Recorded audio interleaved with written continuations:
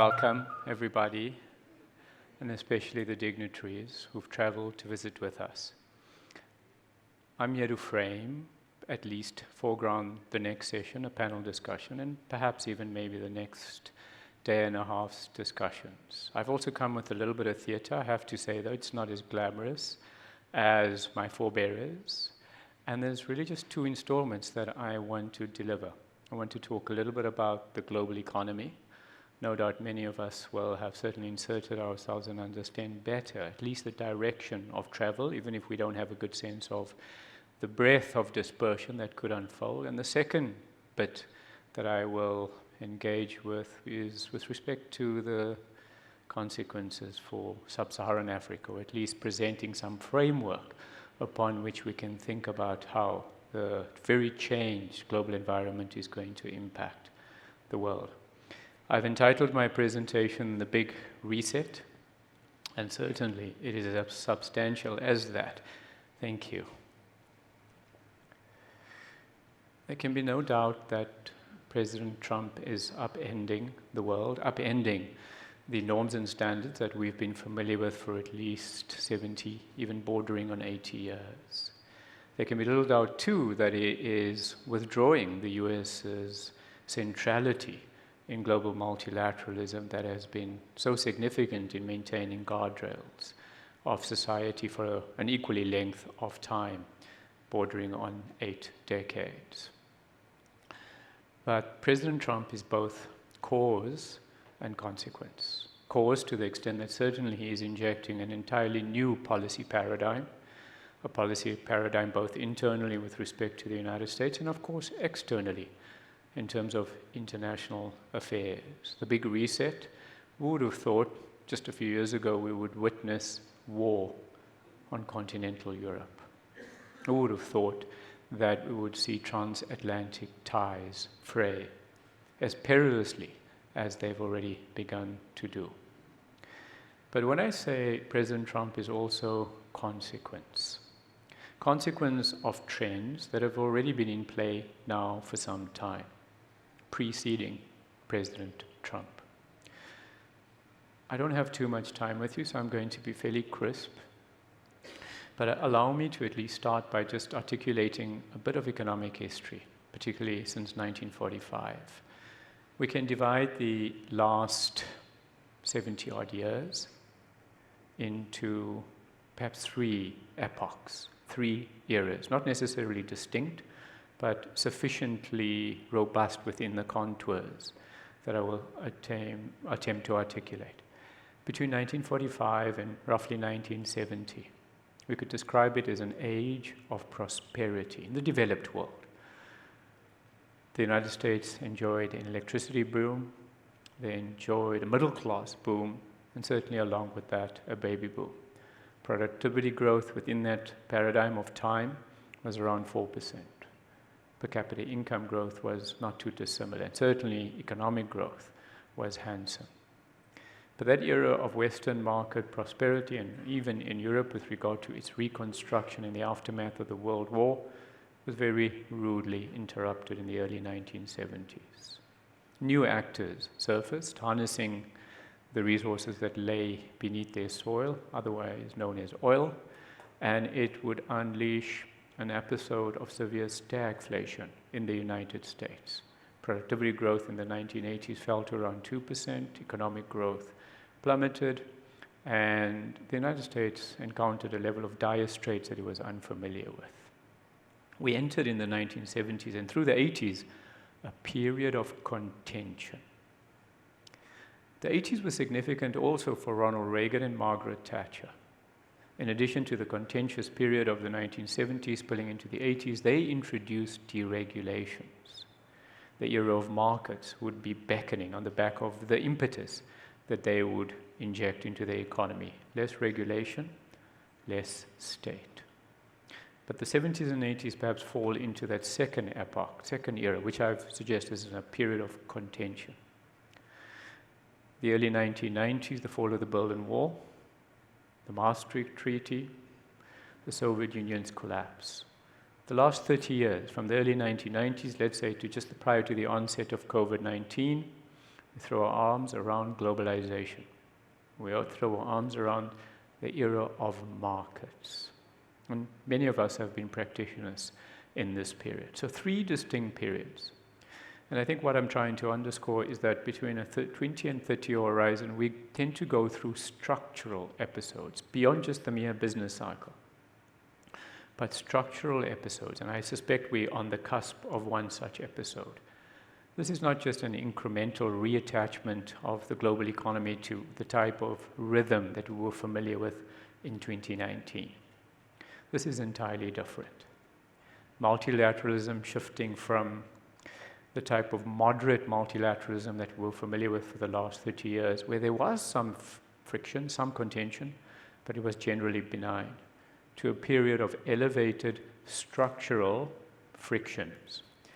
And already you can imagine, I'm hinting that the prospective years and decades has some level of parallel with the 1970s and even the 1980s. Remember, I mentioned the deregulation of that era and seemingly the push towards deregulation now again. So we've seen this movie before, even if it's not quite the same.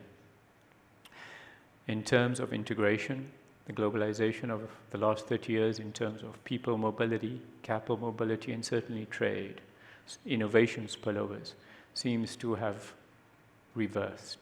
I'm not too fond of the phrase slowbalization, apart from it being not too eloquent, or the idea that in fact there's going to be the wholesale retreat from integration.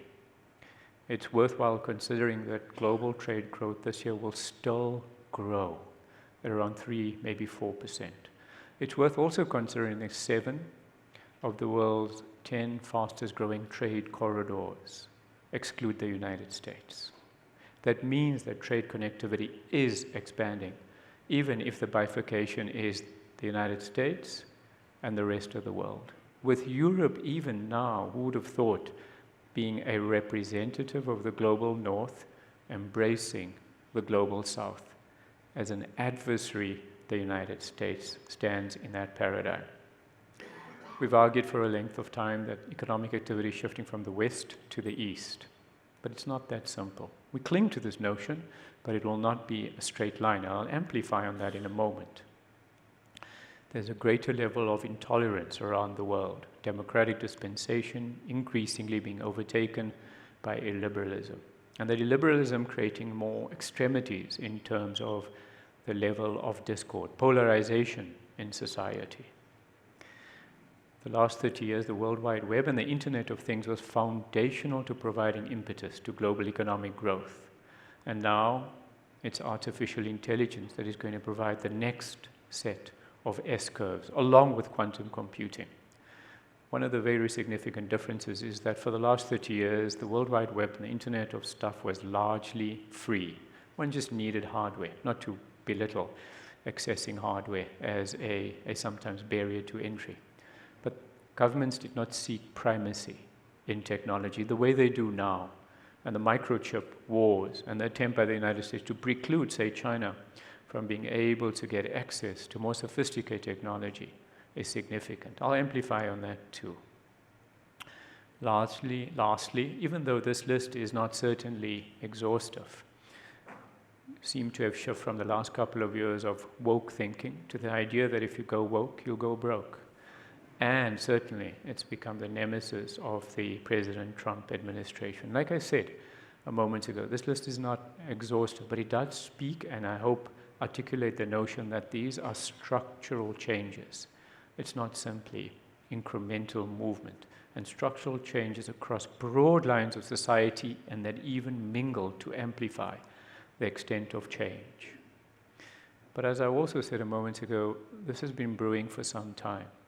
This exhibit is just to give you a sense of certainly the trade uncertainty and more broader policy uncertainty. So the orange line has been escalating for some time.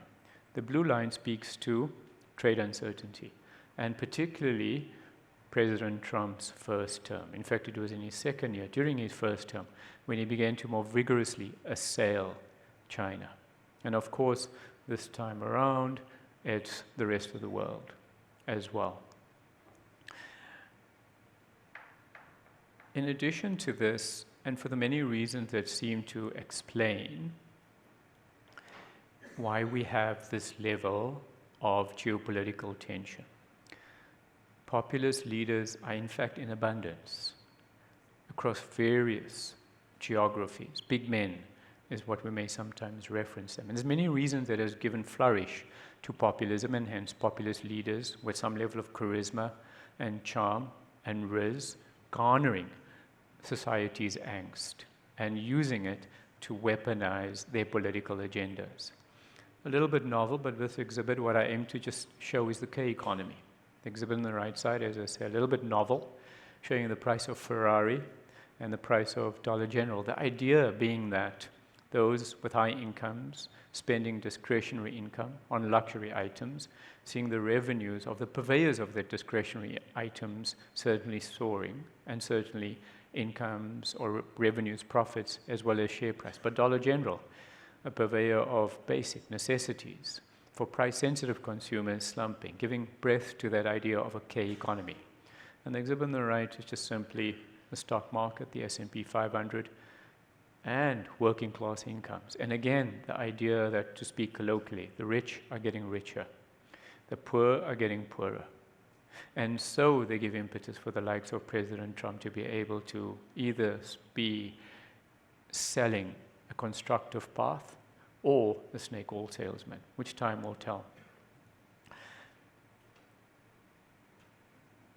We think AI is momentous for a variety of reasons, apart from being the most potent technology that humankind has ever embraced. But we think that America's assailing the world, and particularly in due course China, speaks to the connectivity of the parallels between this era in artificial intelligence and what it means in terms of the Industrial Revolution more than 100 years ago.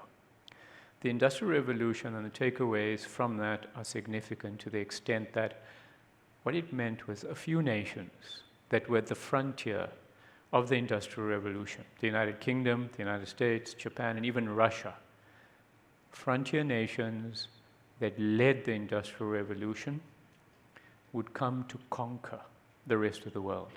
Most other nations during that era did not even know what was happening. Most other nations would become followers, and in fact the level of command and authority that the frontier nations, those that led and were at the helm of the Industrial Revolution, dominated the world. And in some sense you could argue that the Industrial Revolution spawned a great deal of global inequality. The laggards would follow and would be left behind in terms of income progress. Today, artificial intelligence is the latter-day spinning wheel. It is the latter-day telegram. It is the latter-day steam engine. And nations that have primacy, nations that are at the frontier of artificial intelligence and in due course even quantum computing, will probably be able to have a level of global economic command that surpasses everyone else. And I think Mr. Musk, the Thomas Edison of our time, as some would say, first friend to the President of the United States, gets this. So America, recognizing that it has been, at least now for years, an empire in decline, is attempting to arrest that trend by harnessing these modern-day technologies at the expense of others to be able to generate that level of economic verve. And if we thought that the Industrial Revolution generated a great deal of inequality, it's quite possible. In this winner-takes-all world, and we've generally thought of winner-takes-all sometimes as individuals, sometimes as companies, but winner-takes-all in terms of nation-states also in this competition. I think Elon Musk gets it, and certainly imposing these views on Donald Trump. And some people say, what's the method to the madness? I suspect, and of course we could be wrong, that some of that method relates to this argument that we've just suggested in terms of a latter-day industrial revolution rooted in artificial intelligence and similar other network technologies, and how the nations that dominate these will dominate the globe. America, as I've suggested, a nation in not necessarily decline, but an empire that certainly has lost its hegemonic status. This exhibit just shows you America's contribution to GDP in purchasing power parity terms. Very useful, particularly when judging consumption patterns. And of course, the ascendancy of China and other Asian nations, in fact, is well known. But it's also a bit of a simplification. If we instead look at this particular exhibit, or at least idea, through the lens of current prices, and forgive the slight technicality, current prices, and this is useful for at least judging an economy's verve and dynamism through the production end. In this case, America seems to have not been necessarily stalling. Hence my suggestion that shift from west to east in terms of global economic primacy is not a straight line. America, in fact, has been fairly robust in recent years, with some level of ebb in China. Now, part of this relates quite simply that the United States, if we look at the level of output over the last 5 years, surpasses everyone else. So America's prevailing level of economic heft, combined with quite spirited growth rate for such a large economy, has meant that its contribution to economic output remains fairly substantial, giving some idea to the level of US exceptionalism. But that exceptionalism is also rooted in the very dynamic level of productivity that the United States economy is able to exude, near 2% annual productivity growth since the end of COVID-19, and superior to the productivity growth prior to the COVID-19 episode. If you look at Europe and the United Kingdom, this exhibit perhaps underscores the malaise that those two particular regions have experienced for a length of time. Quite simply, productivity growth has been pedestrian, fractional. You cannot really have a dynamic economy if you're unproductive. It is the bedrock of the microeconomic structure. And if I didn't cement the point of the US's exceptionalism, its dynamism, its entrepreneurial flair, its high skill base, and especially its deep capital markets, and especially the manner in which it feeds venture capital and risk-taking. This exhibit just gives you a bunch of firms by market capitalization that have spawned in recent decades, and not through organic growth, not through merger and acquisition, but instead through organic promise. And compared to Europe, and trust me, we have not scaled this down and scaled that up. It is a common scale. It speaks to the level of malaise and the lack of entrepreneurial dynamism and perhaps deregulatory stifleness that has embraced the European economy. The point being is America is still an incredible market, one to be respected, regarded, and certainly not to be dismissed, but certainly engaged. Very quickly then I want to do is just give you some sense of how we think about global economic growth and growth in various regions over the ensuing year. I mean, it is clear that there's going to be downside risks. This exhibit just gives you our earlier expectations of growth over the ensuing year, in other words, our base expectations, but then adjusted for downside risks. At the minimum, if we take Canada, 2.4% growth this year, with a minimum should the trade wars not be as inflamed as it could be, delivering a 0.7 percentage point subtraction from that base. However, should it become so much more confrontation with little concessions being drained out of Canada by the United States, it's quite plausible that the Chinese economic growth this year could fall by 2.5 percentage points, in fact, delivering then a recessionary condition. So the point of this is there's downside risks, and at this stage, speaking to the level of uncertainty with a breadth of forecast risk. And how does then that play into the Sub-Saharan Africa network?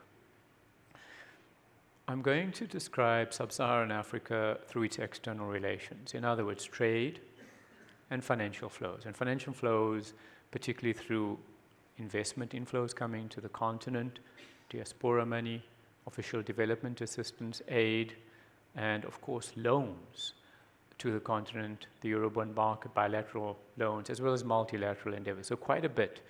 I never quite enjoy talking about trade too much because it's just so hard to convey the multiple dimensions of trade. There's exports, there's imports, there's multiple geographies, and then there is the various goods and services and trying to articulate what it does. So it's complex and it's probably the dullest part of any presentation.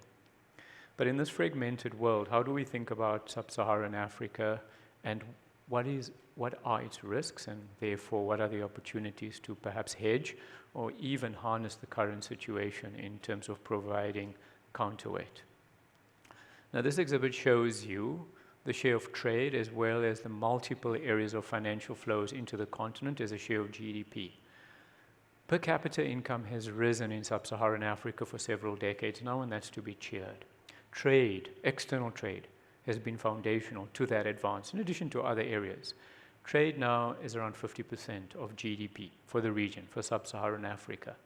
Financial flows are less, meaningful, but much less. It's less than 10% of GDP of the particular region. So all of these things matter, but clearly what leaps out at you is trade is a very significant underpin to African affairs, to its external relationships, and then, as I've suggested, a contributor to growth. If we look at foreign direct investment and our external relations or geographies where these are sourced from, it is still primarily a developed market dynamic. In other words, very significant source of funds in terms of foreign direct investment coming from the combination of the United States, Europe, and the United Kingdom. The new partners, let's call them as such, Asia, less instrumental in foreign direct investment funding coming into the continent. However, that mosaic changes very, very quickly when we look at trade. I would argue tectonic shifts in just 3 decades, unsurpassed, unprecedented in terms of such a swift realignment of geographies in such a short period of time. China, broader Asia, in fact the rest of the world, up to half of the continent and sub-Saharan Africa's international affairs. And when you consider the developed markets only 35 years ago or so accounted for about 75% of Africa's international trading activity. So very meaningful change. Sub-Saharan Africa has been growing a bit more glacial in recent times in terms of intra-regional trade, but still quite substantial and of course much promise. So the FDI mosaic and the trade mosaic quite different in terms of our geographic outreach. And then there is bilateral debt. And here again there's been quite meaningful change. China has emerged as the continent's most significant bilateral lender, far surpassing traditional investors, traditional bilateral lenders. Admittedly, when looked through the lens of multilateral lending, which is not on the exhibit, multilateral lending accounts for between 75 to 80% of all lending to the continent, so IMF money and other similar institutions, but at least in terms of the bilateral lending, from Paris Club to China. And so if we attempt to amalgamate trade, the various shades of foreign direct investment coming into the continent, quite clearly there has been seismic shifts from the type of trade and relationships, financial relationships existed only 20 years ago, as indicated in the extreme left. You can see how the heat map certainly oozes new color. And on the right-hand side, you can see how the amalgamation of those relationships has meant that the continent has different partners. And so in a sense, it's become less tethered to the United States over this time. I'm not suggesting at all that the United States, again, can be dismissed, but certainly the continent finds itself at a stage where those new relationships mean that it provides some natural level, organic level of counterweight. But this protectionism that I alluded to even at the outset of the presentation can be reflected also in this exhibit, where even on the continent, protectionism has risen. When we talk about protectionism, of course, trade barriers are typically higher rates, but they're not just about higher tariffs. They're also about subsidies. And we saw quite an increase in subsidy provision, particularly due to COVID-19, to buffer consumer hardship. But they also relate to licensing and non-tariff barriers. And the essence is that this level of free-for-all and external engagement is being confronted by these barriers. And so with that as a backdrop, how do we think about the continent's shape with regard to its external relations slightly more detailed? I'm going to be a little bit crisp so I can keep within my time frame. With this exhibit, we cast sub-Saharan Africa into that familiar three buckets, meaning the oil economies, then there is the non-oil but still resource-rich economies, and then there are the other or non-resource-rich economies. They're familiar to everybody in the sense of the manner in which the continent is often thought about. And we've got about 23 out of the 45 sub-Saharan African countries that would be considered resource-rich. So 23 resource-rich. And within that bucket of 23, 8 are oil-rich, and the other 15 within that 23 are non-oil but still resource-rich. I've listed some, not all, but some are on your right-hand side of this particular exhibit. What leaps out at you is if you consider this exhibit. Oil exporters have got the dominant share of their external relationships with the United States and the US as the EU and the US as a component, and China, whereas the rest of the world accounts for only 40% of the oil economy's engagement. But if you look at the middle exhibit, in terms of the non-resource intensive economies and the other or non-resource dependent economies, there the rest of the world linkages are far more pronounced. In other words, there's a level of diversification. So what it also suggests is when we think about the impact of external relations and geopolitics on the continent, it could play out quite differently. And maybe that's why sometimes there's a little bit more seduction considered for some of the East African economies relative to West Africa. But it's always never as elegant or as simple as that. Now, if we look quite differently at what the continent trades, some vulnerabilities leap out. Whichever countries, and in total, in terms of the type of product, it's still largely a minerals, resources exporter.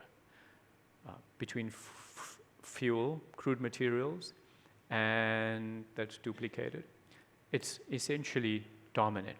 If you look at manufactured goods, the lowest item, it's quite shallow. Speaking to the lack of international linkages of the continent in more value-added products. So that's a vulnerability. The vulnerability, of course, also highlighted by the fact of resource dependence, and in that resource dependence, prone to volatility in prices and also in demand. Luvuyo spoke at the outset of Africa's primacy in some key minerals, rare earth minerals and minerals that is necessary for this renewable energy transition. And here, of course, the region stands out, and some nations particularly. So this exhibit gives you some sense with manganese. South Africa and the rest of the continent, more than half of the global's at least known stock. The DRC is, of course, very significant in cobalt, a little bit of sprinkling in rest of Africa, but the region as a whole, very significant in that respect. Less of a player with regard to copper. But I think what's creeping into you is some level of complexity, diversification, and representativity. I won't deny that in terms of vulnerability to geopolitical shocks, sub-Saharan Africa stands most vulnerable relative to other regions, in part because of its wide distribution between competing blocs. If we enter into a world where it is going to be aggressively bifurcated, the US versus everywhere else. If some nations on the continent have to make a choice between you're either seated with the United States or you are in lockstep and embrace with the Far East and particularly China, and you have to forego one, as I'm suggesting, the continent stands most at risk because it is so externalized with regard to key vulnerable areas, a fairly open economy, highly dependent on commodities, volatile commodities, little or shallow, scant interlinkages in global value chains, and high levels of debt and exposure to that debt servicing. If we find ourselves in a worst-case scenario, and this is only a scenario, and my right-hand side, your left-hand side, a worst case and a best case. A worst-case scenario says if the continent has to choose between one particular competing bloc and be completely shut out from another, the potential over 10 years of dent to growth would look like that. In other words, we think the oil exporters would be the least impacted because they could find more aggressive pursuit in the block that they choose to pursue. We note also that the United States has significantly declined in terms of oil exports from the continent to that market for the United States' own self-sufficiency, as well as its interlinkages with the Middle East for oil supply. But very quickly, that just gives you some sense of the manner of potential damages. If there is swift movement, realignment, recalibration, and greater intensification with common and shared blocks, it's quite possible that this could turn out positive for the continent, but even then, very quickly, only marginally so. So the bottom line is that unlike the globalization of the last 30 years, we're entering a period of challenge, and the need, while Europe is seemingly being roused from its slumber, I think Africa is also in the crosshairs. Policymakers need to garner the moment, or at least garner the nettle, and introduce some policy responses. Sub-Saharan Africa, as articulated in this exhibit, is probably at risk twice as much as the rest of the world from geo-economic and geopolitical fragmentation. To then just summarize, before we go into the panel discussion then, I think the world needs a new accord, an accord vastly different from that which prevailed over the last 80 years. South Africa hosts the G20 mandate this year, which in its own right is very substantial. But I suggest that in 2025, the mandate of the G20 is far more amplified than South Africa could ever have hoped. One of the positions and points that we're making is that South Africa has a moment in the way in the aftermath of the Second World War, the reconstruction of Europe, the formation subsequent years and decades of the WTO, the United Nations, the World Health Organizations, the increasing guardrails that were imposed on society to kind of calibrate the rules-based world that we're familiar with. There is a moment this year for a South Africa consensus. Maybe in November we'll get a Johannesburg consensus that basically agrees the global North and the global South embrace each other in a manner that they wouldn't have conceived only a few months ago, to the exclusion of the United States, not by choice, but out of sheer necessity. So the G20 this year can serve as a very, very powerful platform and a bedrock for re-establishing the rules-based order, as fragile as it would be, as contentious as it would be, and certainly it hasn't gotten off to a good start. But it is why the G20 this year and South Africa's role in it is so significant. What I've tried to highlight quite simply is that geofragmentation and economic fragmentation poses quite significant risk for sub-Saharan Africa, not as bad as COVID-19, but certainly can be worse than the GFC about 15 years ago. But we make some suggestions at the tail end of this particular exhibit. If there was ever a reason to usher greater impetus with regard to the free trade agreement, greater industrialization on the continent from the more superficial levels of manufacturing industrialization to more heavy industry needs to occur with even greater endeavor. Greater food security, because we import food, we import fertilizer in great quantity, and that's a vulnerability with regard to our external trade. It was highlighted, quite pronounced during the COVID-19 episode. Elevating services trade. Certainly the rule of law needs to be enhanced to invite and enhance the investment climate, and a few other suggestions as well. So there's a fairly lengthy framing